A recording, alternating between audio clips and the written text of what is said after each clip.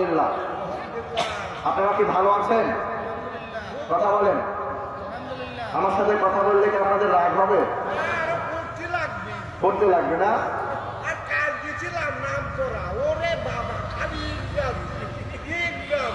আচ্ছা আচ্ছা আচ্ছা আচ্ছা আচ্ছা, আলহামদুলিল্লাহ, আলহামদুলিল্লাহ। আমি একটি আয়াতে কারিমা তেলাওয়াত করেছি, সূরাতুল হজ। আমি আপনাদের কিছু আজকে দিয়ে যেতে চাই, আপনারা কি আমার কাছ থেকে নেবেন? আচ্ছা ঠিক আছে, তাহলে দেখেন আল্লাহ পাক আমাদেরকে কি মেসেজ দিয়েছেন। সময় যেহেতু অল্প, আমি বেশি সময় নিয়ে কথা বলতে পারবো না। সকালে আমি প্রায় 1 ঘন্টার উপরে আলোচনা করেছি, আলহামদুলিল্লাহ। এখন আমি অত সময় নিতে পারবো না, সামনে নামাজ রয়েছে। এরপরে আমাদের বক্তা আছে, তারা ওয়াজ করবেন, আপনাদের প্রাণ ভরে ওয়াজ শোনাবেন।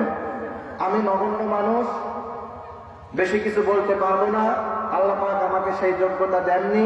তবে যতটুকু আছে আলহামদুলিল্লাহ কোরআন দিয়ে কথা হবে, ঠিক আছে ইনশাআল্লাহ? হাদিস দিয়ে কথা হবে, ঠিক আছে ইনশাআল্লাহ? তাহলে আসুন, আল্লাহ পাক রব্বুল আলামিন কোরআনুল কারীমের সূরাতুল হজ 77 নম্বর আয়াতুল কারীমের ভিতরে আল্লাহ পাক গোটা পৃথিবীর মানব জাতিকে আল্লাহ পাক রব্বুল আলামিন মেসেজ দিয়ে দিলেন। আমার মহান আল্লাহ বললেন, ইয়া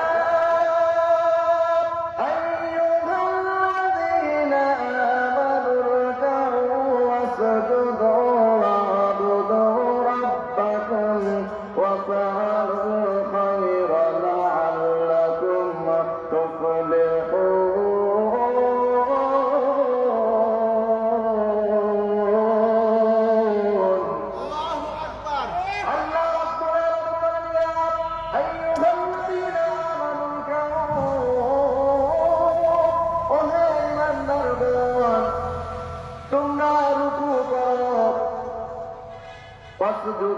এবং তোমরা সিজদা করো, ওয়া'বুদু তোমার রবের ইবাদত বন্দেগি করো, ওয়াফআলুল খায়রা লা'আল্লাকুম তুফলিহুন।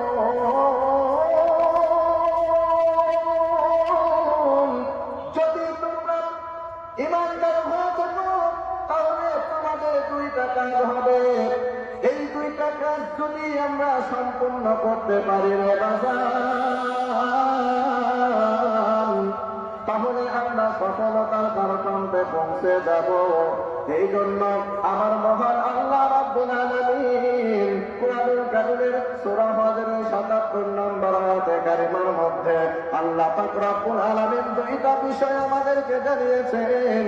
এই ঈমানদাররা, তোমরা রুকু করো, সিজদা করো, ওয়া'বুদু এবং তোমার রবের ইবাদত বন্দেগি করো, ওয়াফআলুল খায়রা লা'আল্লাকুম তুফলিহুন। তাহলে তোমরা সফলতার দ্বারপ্রান্তে পৌঁছে যাবে।